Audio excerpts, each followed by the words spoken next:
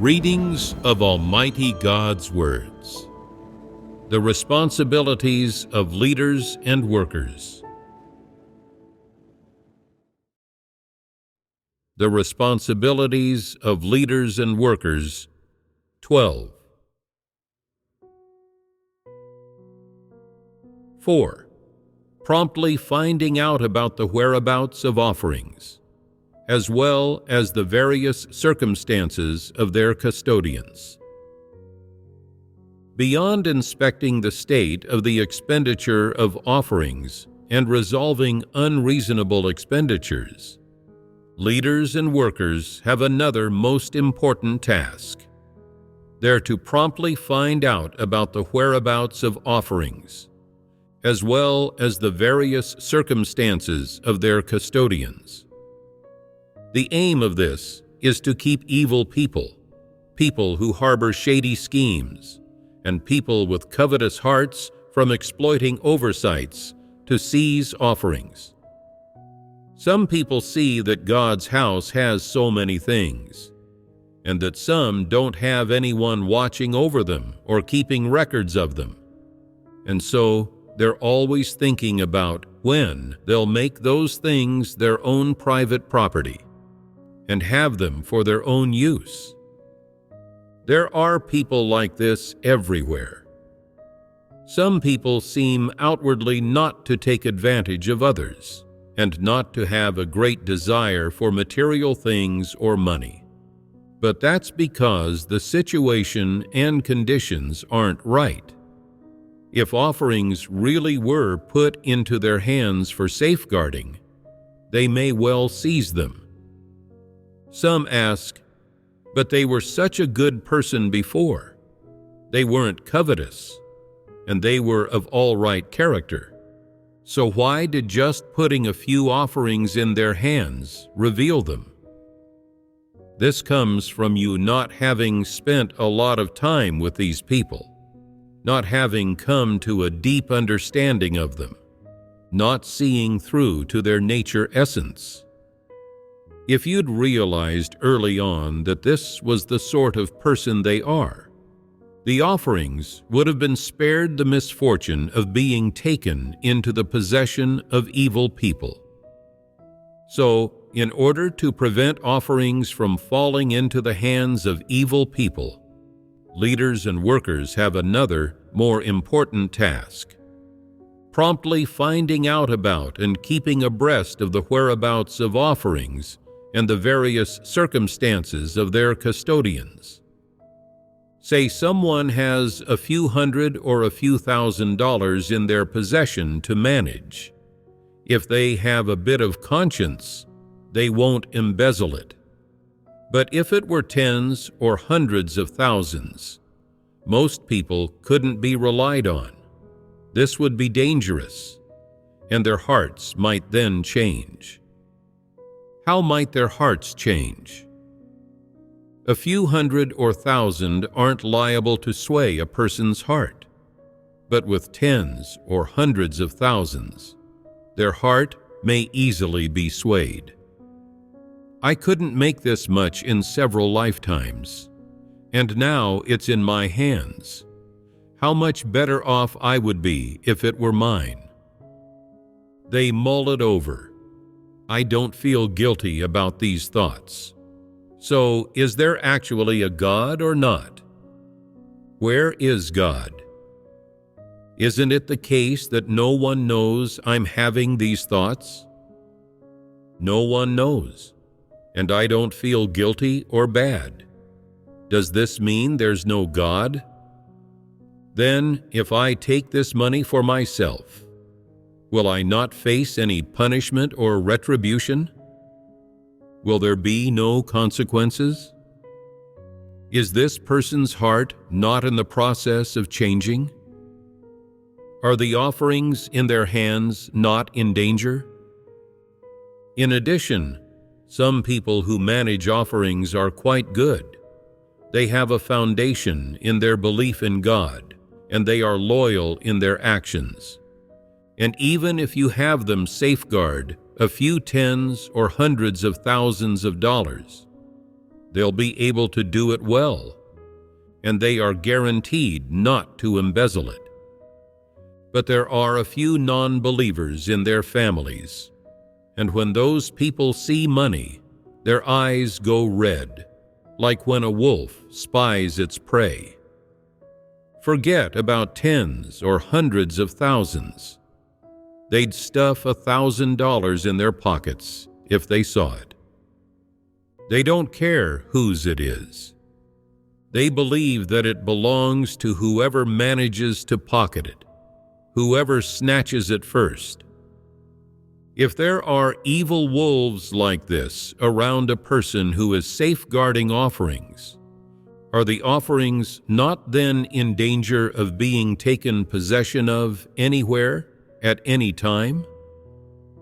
Could such a situation happen? Isn't it dangerous if leaders and workers are careless and have no sense of responsibility, and don't even notice it or go make inquiries about it and look into it when offerings are in such a dangerous situation? Something could go wrong anywhere, at any time. There's another sort of situation. Some custodians safeguard both money and various items in their homes, and they also host brothers and sisters and leaders and workers there. This may be relatively safe on a temporary basis, but is it appropriate to keep offerings there in the long run? Even if the person safeguarding them is suitable, the environment and conditions absolutely aren't. Either the people they're hosting are to be removed, or the offerings are to be taken away. If leaders and workers neither look into this work nor fulfill their responsibility with regard to it, something may go wrong anywhere, at any time. The offerings may suffer losses and fall into the hands of demons anywhere, at any time. There's another sort of situation. Some churches are in hostile environments in which people are often arrested, and because of this, it's very easy for the houses where offerings are safeguarded to be sold out and to be raided and searched by the great red dragon. The offerings may be plundered by demons at any time. Are such places appropriate for storing offerings? No. So, if they've already been put there, what's to be done? Move them right away. Some leaders and workers don't fulfill their responsibility and don't do real work. They aren't able to anticipate or think of these things. They have no awareness of them, and only when something goes wrong and the offerings are snatched away by demons do they think, "We should have moved them back then," and just feel a bit of regret like this. But if nothing goes wrong, another 10 more years can go by, and they still won't move the offerings. They can't see what serious consequences may arise due to this issue, and they are not able to prioritize things based on importance and urgency. Leaders and workers should have a clear understanding of this situation when they encounter it. One of the places where offerings are being stored isn't suitable. The environment's too dangerous, and quite a few brothers and sisters have been arrested, tailed, or put under surveillance in the vicinity. We need to think of a way to get the offerings out of there. Getting them to a relatively safe place would be a better move than leaving them where they are and waiting for them to get snatched. When a situation has just arisen, and they foresee that the offerings are in danger, they should move them promptly to keep them from being taken possession of and devoured by the great red dragon demon. This is the only way to ensure the safety of the offerings, and to avoid any pitfalls or slip-ups occurring. This is work leaders and workers should do. As soon as there's the slightest sign of danger, as soon as someone is arrested, as soon as a situation arises, leaders and workers' first thought should be whether the offerings are safe, whether they might fall into the hands of evil people, or be taken into their possession, or be snatched away by demons, and whether the offerings have suffered any losses. They should promptly take measures to protect the offerings. This is the responsibility of leaders and workers. Some leaders and workers may say, "Doing these things requires us to take risks. Can we not do them?" Isn't it the case that people are our first priority, which means that there's no need to put the offerings first, and people should be put first? What do you think of their question? Do these people have humanity? Safeguarding offerings well, managing them well, and watching over them well. These are responsibilities that a good steward should fulfill. In more serious terms, even if you have to sacrifice your life, it's worth it, and it's what you ought to do. It's your responsibility. People are always shouting, "To die for God is a worthy death." Are people truly willing to die for God? You're not being asked now to die for God. You're just being required to take on a bit of risk to securely safeguard the offerings. Are you willing to do that? You should happily say, "I am." Why? Because this is God's commission and requirement of man. It's your unshirkable responsibility, and you shouldn't try to get out of it. Given that you claim you'd die for God, why then can't you pay a bit of a price and take on a bit of risk to safeguard the offerings? Isn't it what you ought to do? If you don't do anything real, but you're always shouting about dying for God, aren't these words hollow? Leaders and workers should have a pure understanding of the work of safeguarding offerings, and they should shoulder this responsibility. They shouldn't evade it or avoid it, and they should not shrink from their responsibility. Since you're a leader or worker, this work is an onus that's incumbent upon you. It's important work. Are you willing to do it, even if you're taking on some risk, even if your life is at stake? Should you do it? You should be willing to do it. You must not disown this responsibility. This is God's requirement of man and the commission He gives man.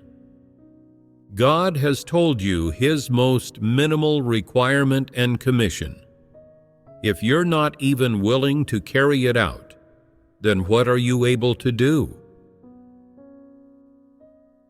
Leaders and workers should do the work of safeguarding and spending offerings as meticulously and concretely as possible. They shouldn't be sloppy with it, much less treat it like someone else's business and disown the responsibility. Leaders and workers should personally carry out vetting, get involved, and make inquiries concerning these things, and even handle them personally to keep evil people and people of poor humanity from exploiting oversights and causing destruction. The more meticulously you do this work, the less opportunity evil people and bad people will have to exploit oversights. The more detailed your inquiries and the stricter your management, the fewer instances there will be of unreasonable expenditures, squandering, and waste. Some say, is doing this about saving money for God's house? Is God's house short on funds?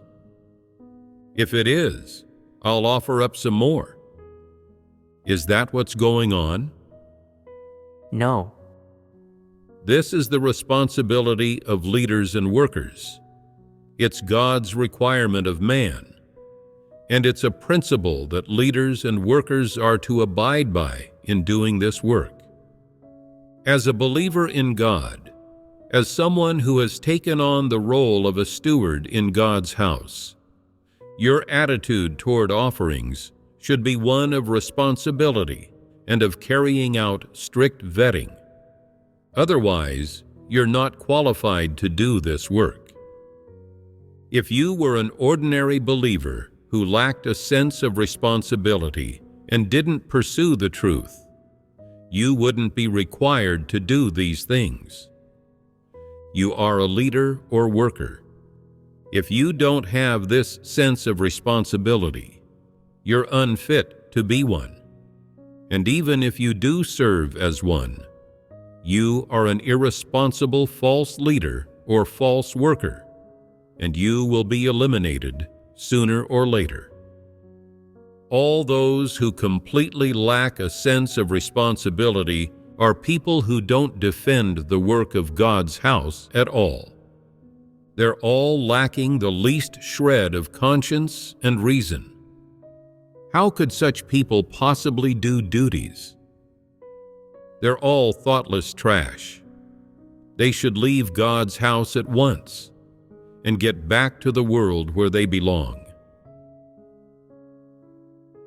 If we didn't fellowship like this on common knowledge about offerings, as well as the truths involved in the safeguarding of offerings and the principles people should practice, wouldn't you be unclear on these things? When people are unclear about the precise principles, can they fulfill some of their responsibility? Have they been fulfilling their responsibility? Haven't most people been going off the shallowest theory and principle of, at any rate, I don't covet God's offerings, I don't embezzle or misappropriate them, and I keep a good watch over them, and do not let people spend them arbitrarily? That's enough. Is this the practice of the truth? Is this fulfilling one's responsibility? If most people's knowledge goes no further than this standard, then this topic really merits fellowship. Through this fellowship, do you now comprehend and understand a bit more about how to safeguard offerings and the attitude and knowledge you should have in safeguarding them? We'll wrap up our fellowship here on truths that touch on offerings and on principles that relate to how to treat and manage offerings. The attitude and manifestations of false leaders with regard to offerings. 1.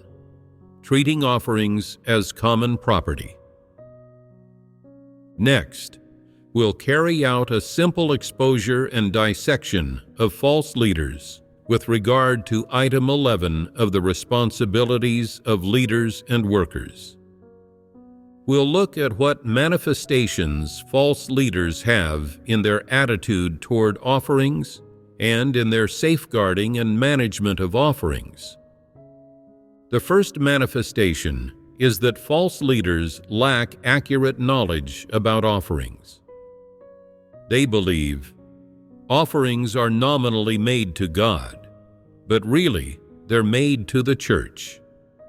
We don't know where God is, and He can't use so much stuff anyway. These offerings are only being made to God in name. Really, they're being made to the church and to God's house, and they're not explicitly offered to any given person.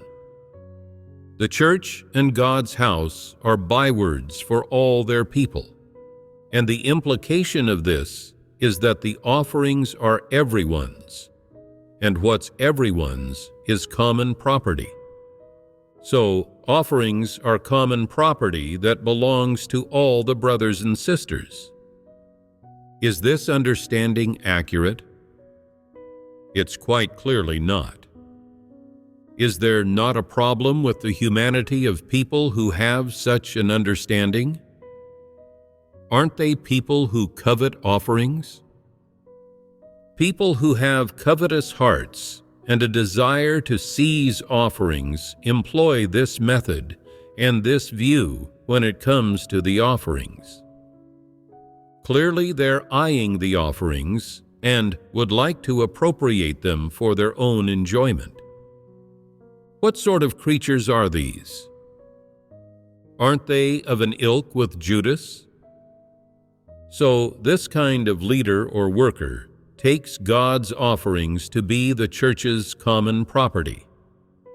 They harbor this kind of attitude at heart. They don't earnestly safeguard the offerings or manage them reasonably and responsibly. Instead, they use the offerings at will, brazenly, and in a completely unbridled way, lacking principles. They allow anyone to use them, and whoever's official post is grander, whoever's status is higher, whoever is prestigious among the brothers and sisters, gets priority of possession and use. It's the same as in the companies and factories of society, where the company cars and good, high-end things are for the use of managers, factory directors, and chairmen. They believe that this is how it should be with God's offerings too, that whoever's a leader or worker has priority in enjoying the high-end things of God's house, in enjoying the offerings made to God. So all those who use being a leader and a worker as a pretext to buy high-end computers and cell phones, as well as all those leaders and workers who take offerings for themselves, believe that offerings are common property, and that the offerings should be used and squandered as they please. When some brothers and sisters offer up gold and silver jewelry, bags, clothes, and shoes, they don't specify that they're offering them to God, and so some false leaders believe, since they didn't specify that these items are being offered up to God, they should be for the church's use. Whatever is given to the church is common property, and leaders and workers should have priority in enjoying common property. And so, they take these things for themselves as a matter of course. The things left after they've picked through them may be used by whoever wants to and taken by whoever wants to. Everyone divvies them up. These leaders and workers call this sharing the wealth. In following them, people can eat and drink well and really enjoy themselves. Everyone's happy, and they say, "Thanks be to God. Would we be able to enjoy these things if we didn't believe in Him? These are offerings, and we're not worthy of enjoying them." They say they're not worthy, yet they clutch those things and won't let go. Such leaders and workers don't just seize offerings and divvy them up, and personally enjoy them without getting anyone's approval. As they do this, they uniformly pay no mind to the management, expenditure, and use of offerings, nor do they choose suitable people to manage and keep records of them, and less still do they check the accounts or rigorously review the state of expenditures. False leaders' indifference to the management of offerings leads to chaos, and some offerings are lost and squandered. What stands out most in the work of false leaders is that everyone acts on their own will. What the supervisor of any team says goes, and when any team needs to buy something, they may decide to do so themselves, without needing to submit a request for approval. As long as something is needed for the work, they can buy it without worrying about how much it costs, whether they can make use of it, or whether it's necessary or not. At any rate, they're spending offerings, not any person's money. False leaders don't supervise this or carry out vetting, much less fellowship about the principles. When something's been bought, false leaders uniformly pay no mind to whether there's anyone to safeguard it, whether something may go wrong with it, or whether it's worth the money spent. Why do they pay these things no mind? It's because the money isn't theirs. They think that anyone can spend it, as either way, it's not their money that's being spent. There's chaos in every aspect of the management of offerings. How chaotic is it? It's the same as in the big, state-owned factories of socialist countries, where everyone gets an equal share no matter how much work they do. Everyone takes things home, eats the factory's food, and earns factory money, and embezzles the factory's things. It's utter chaos. False leaders make no rules for expenditures in purchasing any devices or equipment. God's house makes rules, but they don't rigorously review, check, follow up on, or inspect expenditures. They don't do any of this work. The work of false leaders is utterly chaotic. There's no order to anything, and there are flaws everywhere. At every turn, evil people and those whose hearts are in the wrong place are allowed to exploit oversights and take advantage. God's offerings are squandered and wasted with abandon by those people, and yet they aren't punished or sanctioned in any way. They're not even given a warning. What sort of leaders and workers are these? Are they not biting the hand that feeds them? Are they stewards of God's house? They're thieving traitors of God's house. How should these leaders and workers who don't take responsibility when it comes to safeguarding offerings be viewed? Aren't they of low character and devoid of conscience and reason? These false leaders consider the things offered by brothers and sisters to God and the church to be the property of God's house, and say that they should be managed by the brothers and sisters as a group. And so, when problems have been uncovered, and the above is holding people accountable, they do their utmost to defend themselves, and do not acknowledge how serious in nature it is that they stole and seized God's offerings after becoming leaders and gaining status. Are these not people of low character? They're simply shameless. They don't know why the brothers and sisters offer up money and items, nor whom they offer them up to. If there were no God, who would offer up things that they like lightly? This is such a simple logic, and yet these so-called leaders don't know or understand it. These false leaders have a pet phrase, the offerings of God's house. Isn't this expression in need of correction? What should the correct expression be? Offerings or God's offerings? If you're going to add a qualifier, you should add God. Offerings belong to God alone.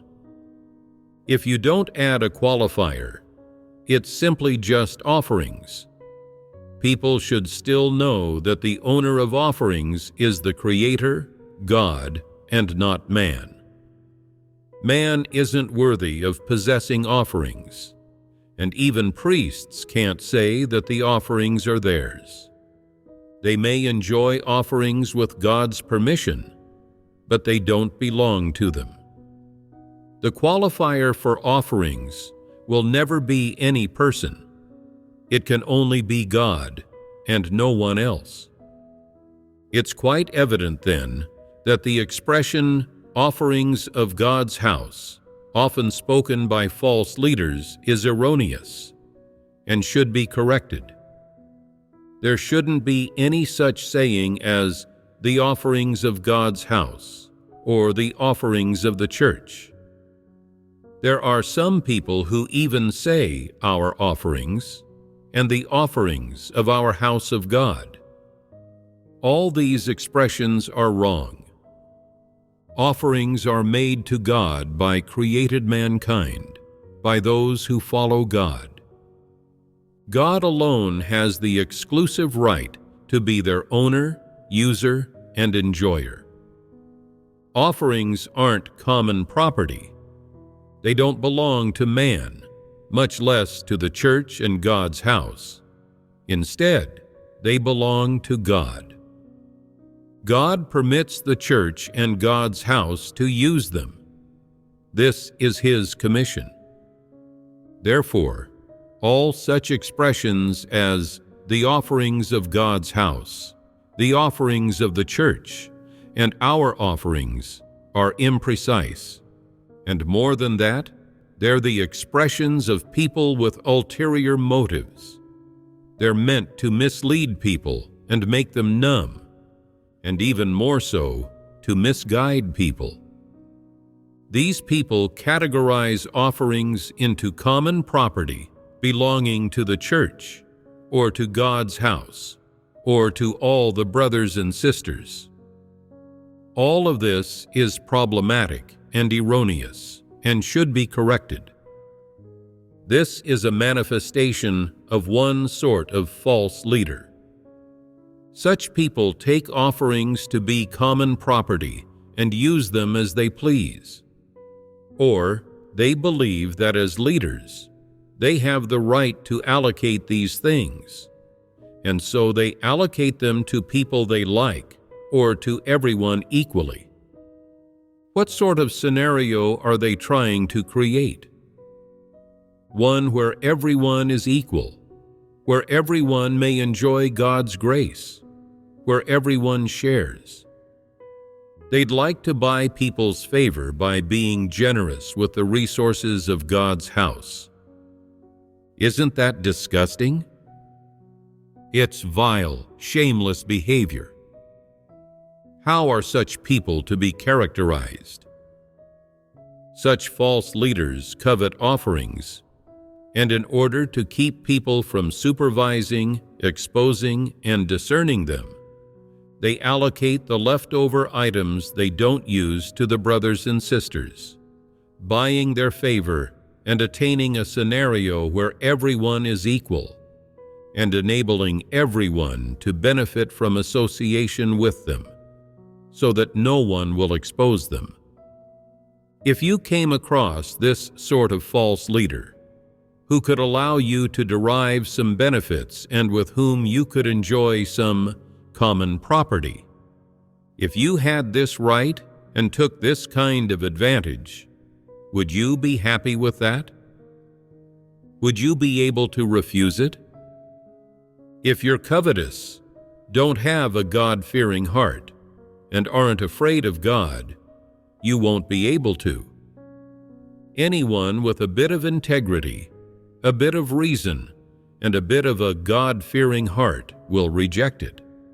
And they'll also rise up to reproach that leader, to prune them, to stop them, saying, "The first thing you should be doing as a leader is managing the offerings well. not embezzling them, much less deciding without authorization to allocate them to everyone based on your own will. You don't have that right. That's not God's commission of you. Offerings are God's to use, and there are principles to the church's usage of them.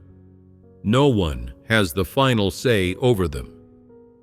You may be a leader, but you don't have that privilege. God didn't bestow it on you. You don't have the right to use God's things. God didn't commission you with that work. So hurry up and take off the gold and silver jewelry that the brothers and sisters offered to God, and take off the clothes that they offered to Him. Hurry up and pay compensation for the things you've eaten that you shouldn't have.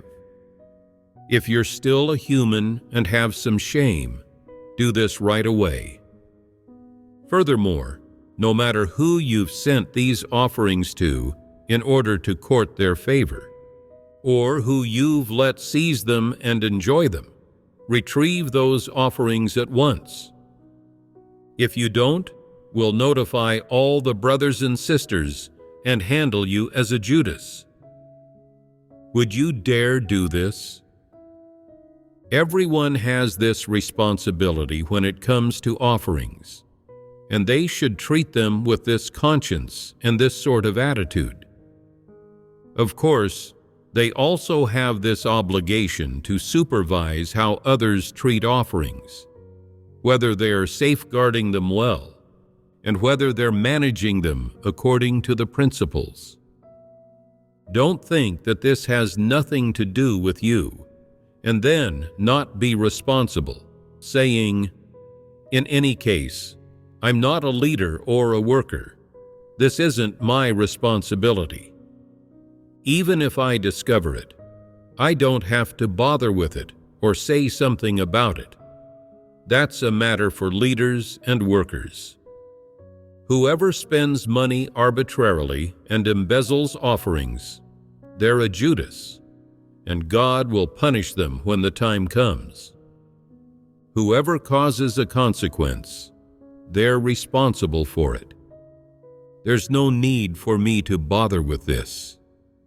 What good would me speaking out of turn about it do? What do you make of this kind of person? They have no conscience. If you discover that, in some areas that the leaders and workers don't look into, there are people squandering and seizing offerings, you should personally give the people involved a warning, and also promptly report it to leaders and workers. You should say, "Our team head and our leader often take offerings for themselves. They also arbitrarily spend offerings, and they don't engage in discussions with others and just decide by themselves to buy this and that. Most of their expenditures are not in line with the principles. Can God's house handle this? It is the responsibility of God's chosen people to report and inform about the problems they find. Our preceding fellowship has been about the manifestation of one sort of false leader. Their attitude toward offerings is to treat them as common property,